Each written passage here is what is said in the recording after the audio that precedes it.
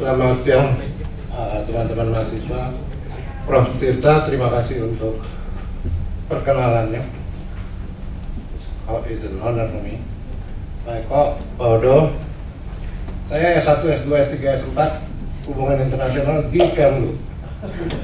Karena saya masuk Kompas tahun 86 sampai tahun 95, beat saya, jadi hari-hari saya itu adalah Kemlu. Kemlu pertama saya adalah Pak Mokhtar Kusumaatmadja. Hari ini saya diminta oleh Pak Odo untuk bicara mengenai Sino-US-centric world. It's an interesting topic dan complicated. Ya, karena kita tidak pernah menghadapi sebuah situasi dunia dengan ada dua power secara bersama. Tapi sebelum saya mulai itu, saya ingin share apa yang saya pelajari di Kemlu waktu S2, S1, S2, S3, S4. Bahasa Indonesia itu ada satu kata, utara namanya. Jadi kalau dia mengutarakan, menyatakan pendapat, mengekspresikan, itu selalu ke utara. Jadi problem kita tuh di utara. Kita tuh nggak ada kata bahasa Indonesia membaratkan, nggak ada, menimurkan tidak ada, menselatankan juga tidak ada. Yang ada hanya mengutarakan. Jadi semua problem-problem kita itu di utara, termasuk Cina, termasuk Jepang. Ya, problem kita dari sejak abad ke-20 adalah dua negara ini. Korea is okay lah, masih boleh. Sehingga kalau kita melihat Indonesia sekarang, domain kita memang di utara. Australia ya kadang-kadang nyebelin, ya, tapi tidak pernah menjadi sebuah crucial atau strategic concern ya, dari para pemikir strategis kita, dari para diplomat kita. Yang saya kira diplomat kita udah piawai lah kalau menghandling orang Australia, gampang katanya. Nah, Indonesia saya hanya sekilas saja ya. Zamannya Benny Murdani waktu menjadi Menteri Pertahanan dan Panglima TNI, konsep utama kita itu adalah lingkaran konsentris. Disebut sama dia sebagai kordon saniter. Jadi Indonesia itu memerlukan apa yang disebut sebagai tirai-tirai steril untuk melindungi Indonesia itu sendiri. Jadi dalam bahasa yang lazim dikenal itu adalah lingkaran konsentris. Tirai steril itu di mana? Di Asia Tenggara itu adalah lingkaran kedua. Di ASEAN itu adalah lingkaran kedua. Seluruh Asia lainnya itu adalah lingkaran berikutnya. Terus seperti itu. Kenapa saya pengen menginikan orang ini, presiden ini? Ya, ada satu yang menurut saya agak aneh. Dia belum jadi presiden, dia sudah bicara mengenai regionalisme. Ini disampaikan pada pidato dia di depan DPRG tahun 1967. Ada satu kata yang menurut saya juga agak aneh. Siapa yang bisa menerjemahkan gotong royong dalam bahasa Inggris? Ini kata yang nggak pernah kita ketemu. Tidak ada yang pas.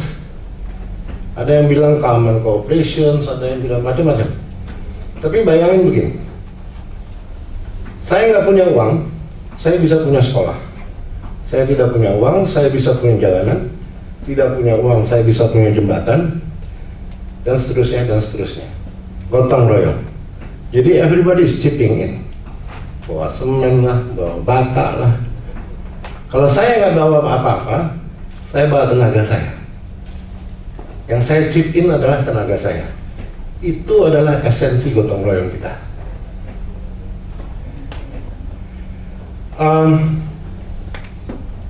Dalam 10 tahun terakhir, ada sebuah lingkungan strategis yang menurut saya menjadi sangat krusial. Berbagai macam agenda setting itu bermunculan, apakah itu mengenai masalah keamanan, apakah itu mengenai masalah ekonomi dan perdagangan, maupun persoalan-persoalan strategis, misalnya seperti poros maritim dunia, atau yang disebut juga Belt and Road Initiative. Dulu namanya OBOR, One Belt One Road. Terus sekarang diganti sama Cina, jadi Belt and Road Initiative, BRI. Ya, bukan Bank Rakyat Indonesia, tapi Belt and Road Initiative. Kenapa dia ganti itu? Karena kata one itu dia tidak mau menunjukkan adanya hegemoni. Ya, dia ingin ingin untuk menjelaskan supaya ini adalah inisiatif bersama. Yang lainnya adalah, yang menarik menurut saya di Asia Tenggara ini adalah semua persoalan kita, walaupun 10 negara anggota ASEAN itu memiliki apa yang namanya High Council, kita selalu percaya pada pihak ketiga untuk memecahkan persoalan-persoalan dan konflik-konflik kita. Contoh gampang, si Padang Ligitan ya, dengan Malaysia,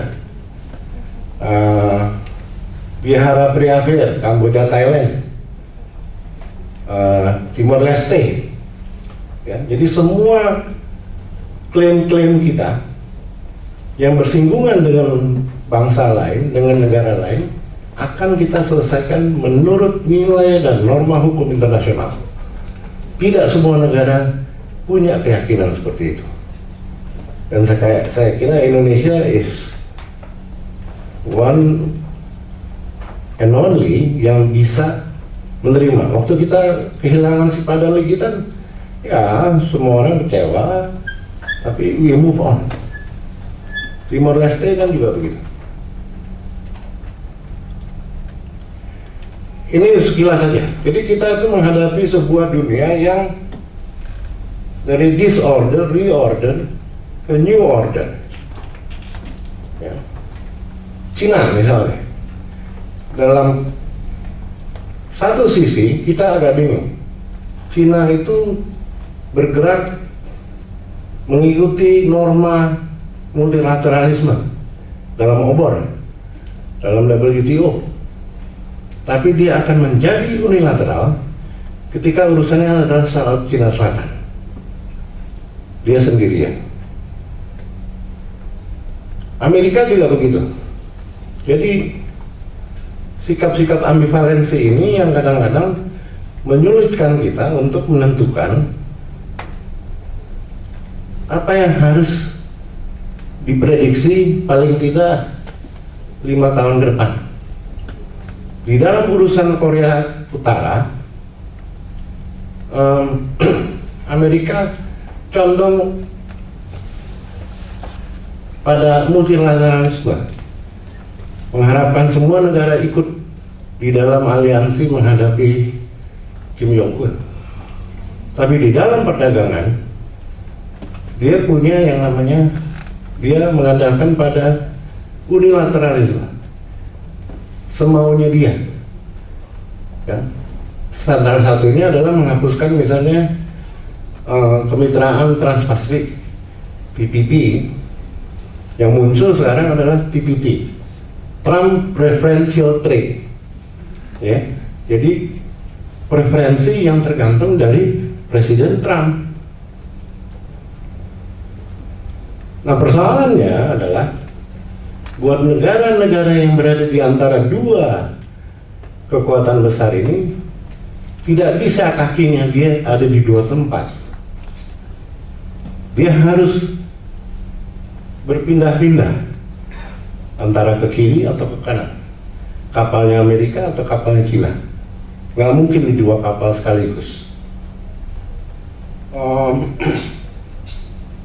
Di grafik ini apa di tabel ini kelihatan siapa yang lebih condong kemana. Ya. Saya skip ini karena problem yang menjadi masalah di dalam simulasi ini adalah Cina tidak pernah percaya dan mengandalkan sebuah aliansi militer dari dulu sampai sekarang, yang berbeda dengan Amerika. Yang geopolitik ringkas saja. Geopolitik hanya ada 4 item. 1, kekuatan militer. 2, kemampuan ekonomi. Ketiga adalah leadership dalam mendorong apakah itu demokrasi, apakah itu pembangunan.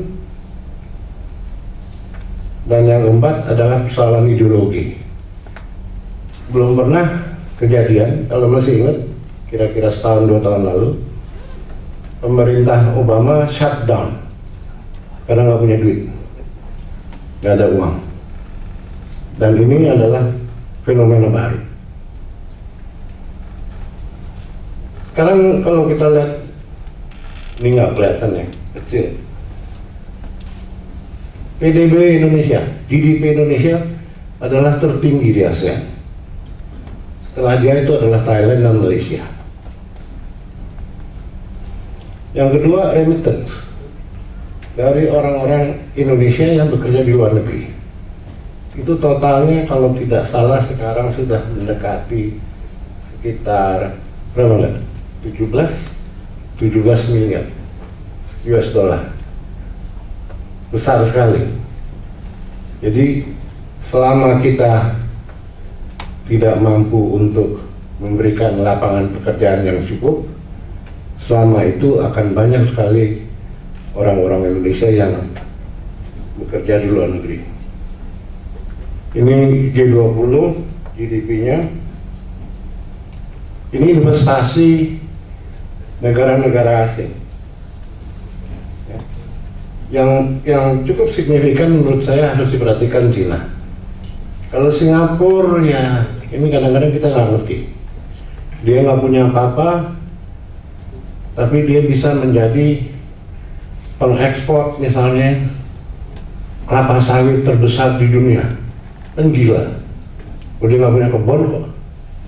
Yang punya kebun kita, bukan dia. Tapi peran dia sebagai broker, sebagai perantara, sebagai pedagang, itu memberikan keleluasan. Dan susahnya di dalam WTO itu dicatat kan. Dia kan tidak hilang, dia tercatat di dalam WTO. Nah ini tadi saya sama Mbak Eng ini, nah ini ada, saya menghitung berapa sih pledge yang dijanjikan Cina untuk mengembangkan Belt and Road Initiative. Dari angka ini jelas, Indonesia 85 miliar total program ya, yang dia janjikan mereka akan terlibat. Di bawah dia separuhnya ada Filipina, Vietnam, Malaysia aja jauh. Tapi total dari komitmen Cina untuk melakukan investasi di bidang transportasi, infrastruktur dan energi itu mencapai 252 miliar. Bayangin, single country, satu negara mampu untuk pledge ya, jumlah dana seperti ini. Belum pernah ada kejadian.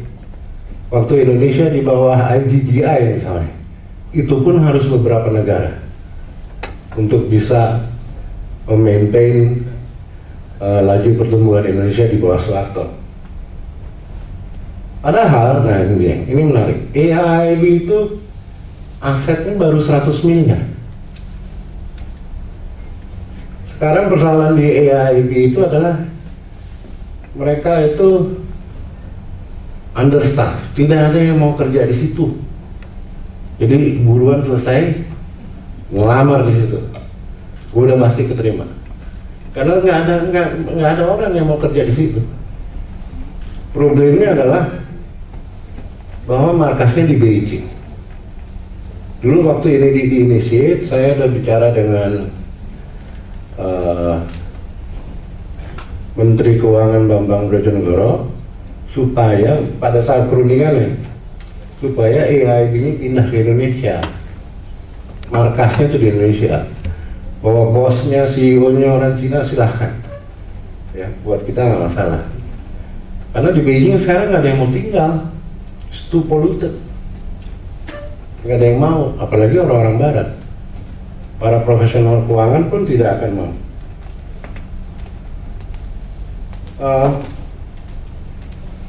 Ini yang menarik, ya. Ini angka M2, uang yang beredar. Di dalam suatu negara, uang yang beredar M2 itu masuk antara lain deposito, ya, obligasi, asuransi, tabungan, semua. Jumlah total Cina itu 23 triliun US dollar. Dalam satu kurun waktu setahun, dan angkanya naik terus, ya. Jepang, Inggris, Jerman, Amerika jumlahnya tidak mencapai hanya separuh yang ada uang beredar di dia. Memang menjadi pertanyaan, M2-nya Cina ini apakah itu adalah sovereign asset? M2 itu harus dihitung sebagai aset, atau itu ada murni swastanya? Kalau dia sovereign asset, ketika dia harus berinvestasi di negara-negara di luar Cina, problem kita adalah kita berurusan dengan negara, kita tidak berurusan dengan swasta. Kayak Alibaba itu swasta pasti, murni. Tapi misalnya kayak jalan kereta api cepat Jakarta-Bandung, itu adalah sovereign investment, karena perusahaan kereta api itu adalah milik negara. Indonesia M2-nya hanya 353 miliar, masih jauh ke 1 triliun aja, masih jauh. Kalau lihat grafik ini, nyata bahwa pertumbuhannya tinggi sekali, cepat. Jadi orang Cina itu bertambah kayanya juga cepat.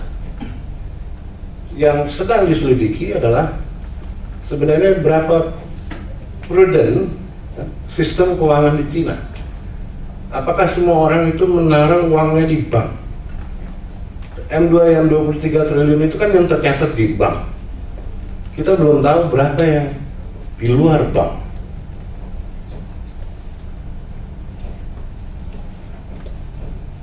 Ini adalah produksi dan kapasitas baja mentah Cina.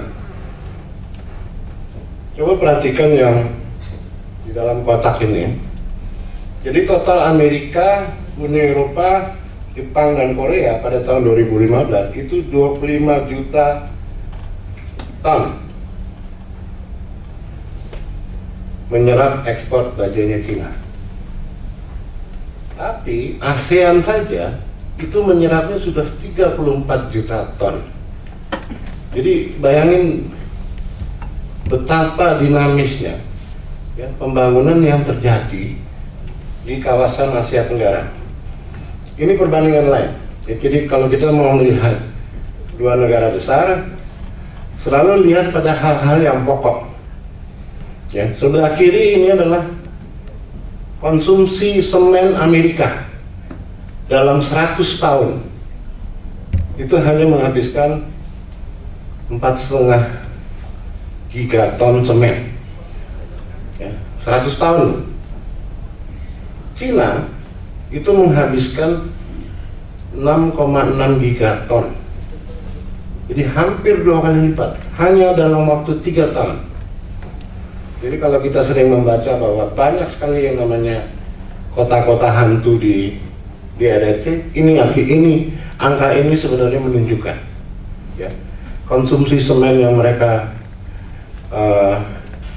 serap tidak disertai dengan meningkatnya daya beli masyarakat atas perumahan. Ini konsumsi benda-benda lain, barang-barang ya, termasuk aluminium, nikel, koper,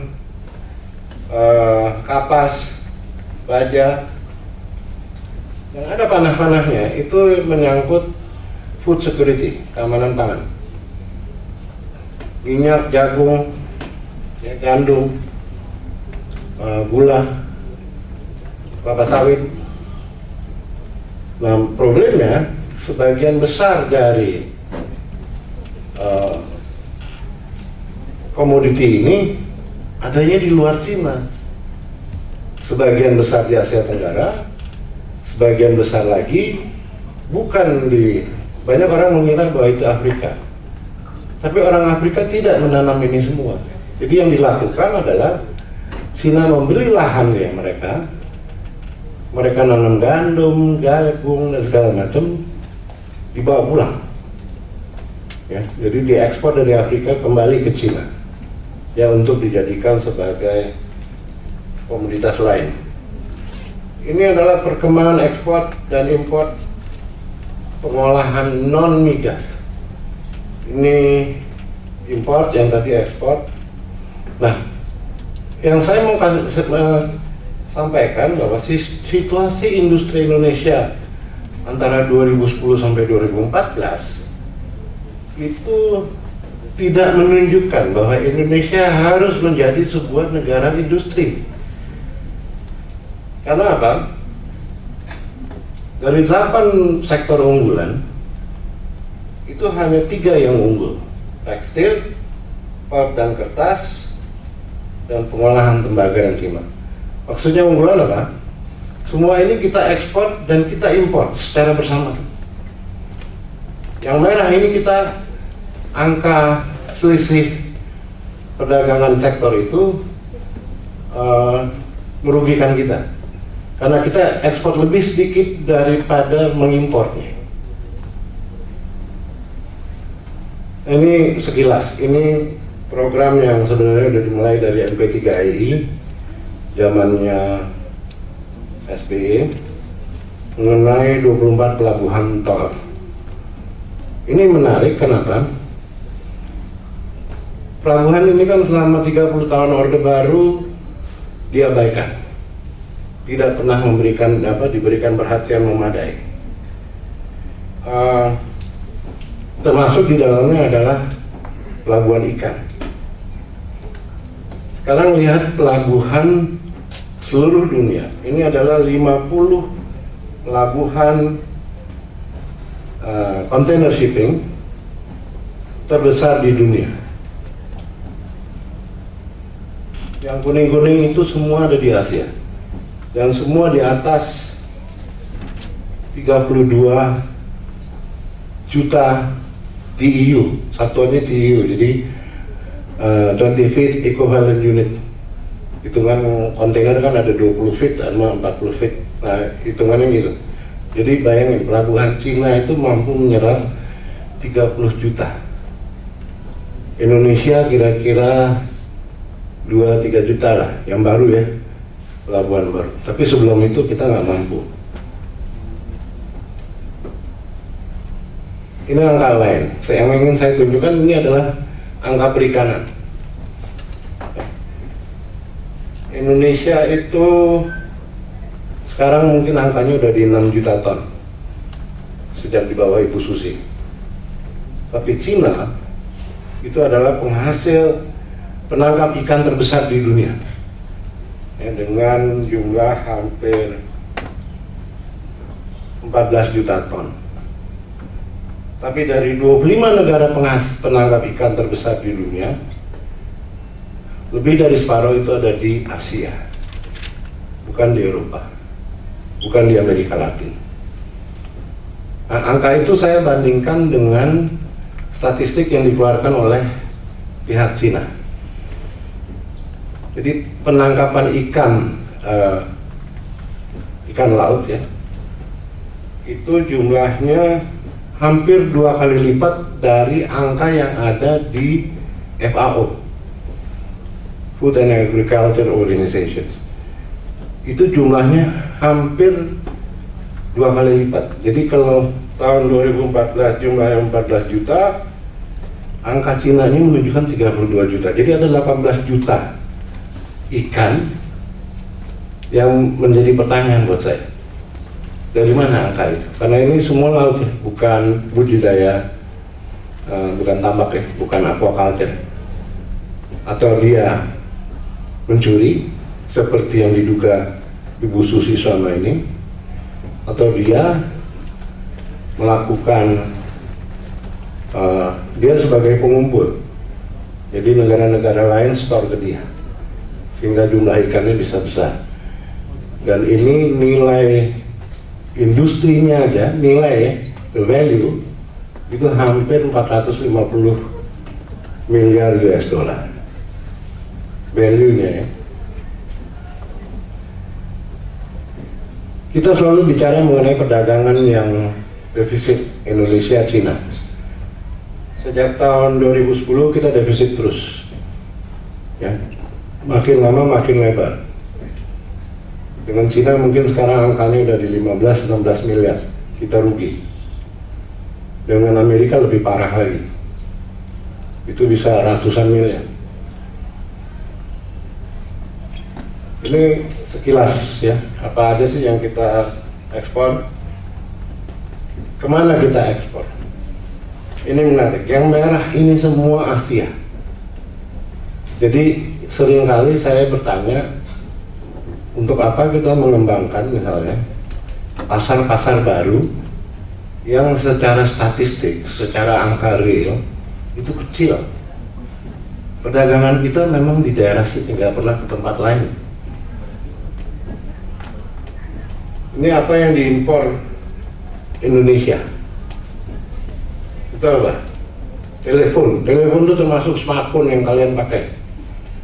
Itu jumlahnya gede sekali. Dari mana kita impor? Semua yang merah tetap menunjukkan itu adalah kawasan Asia. Ya, dibandingkan yang ungu itu Eropa, dan biru itu kawasan Amerika. Apa yang kita ekspor ke Cina? Sebagian besar adalah sumber daya alam, ya, mineral products, animal and vegetable byproduct. Jadi barang jadinya pun hanya sedikit, footwear and hardware, tekstil, sedikit sekali. Apa yang kita impor? Tetap machinery dan elektronik. Jadi memang ada sesuatu yang perlu diperbaiki sebenarnya. Kalau ke Amerika, nah yang hijau ini kan menunjukkan bahwa kita sangat unggul di tekstil, tekstil dan mesin, tekstil lah terutama.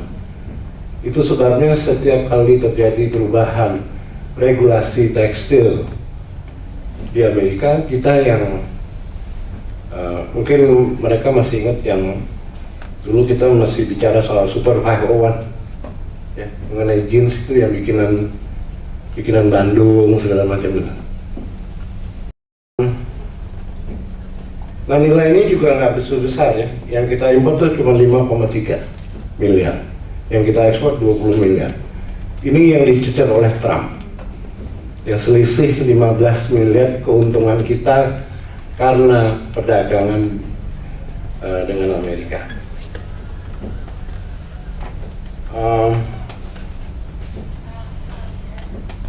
Ekspor Cina ke Amerika, ekspornya dia 129 miliar.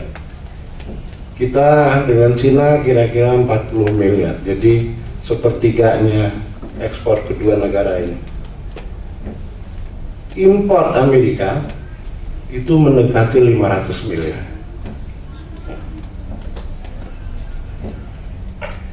Nah, tadi saya bicara mengenai nilai dan hukum internasional. Salah satu problema Indonesia menghadapi Cina dan Amerika itu adalah Laut Cina Selatan. Ya. Di PCA ini Permanent Court of Arbitration hanya 2 pasal yang menguntungkan kita. Satu mengenai 9 dash line, satu mengenai ikan tradisional. Ini saya skip ya. Jadi Rangga dan melek-melek.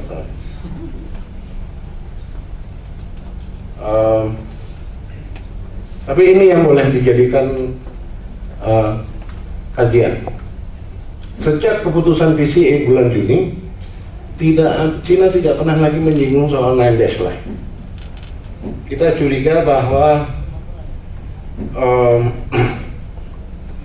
Cina sedang menyiapkan sebuah pendekatan baru yang UNCLOS friendly, ya. Antara lain soal landas kontinen. Dia kan bikin pulau-pulau reklamasi. Kalau saya nyebutnya pulau palsu, sama jam tangan palsu, baju palsu, Louis Vuitton palsu, pulau dia bisa bikin palsu. Sebentar lagi hukum laut internasional pun dia bikin palsu, ya, semuanya bisa dia bikin palsu. Ini gambaran, satu provinsi namanya Guangdong, dekat Hong Kong. GDP-nya dia sudah sekarang mungkin udah 1 triliun, lebih besar dari GDP Indonesia total. Jadi kalau di kita ukurannya negara, di dia ukurannya cuma provinsi. Kenapa problemnya? Karena GDP kita hanya terpusat di 2 daerah, Jawa dan Sumatera. Kalau kita tidak bisa mengubah ini, maka daya saing dan kompetisi kita, ketika kita harus mencoba secara merata pertumbuhan di pulau-pulau lain, kita akan kalah bersaing dengan kedua negara besar itu.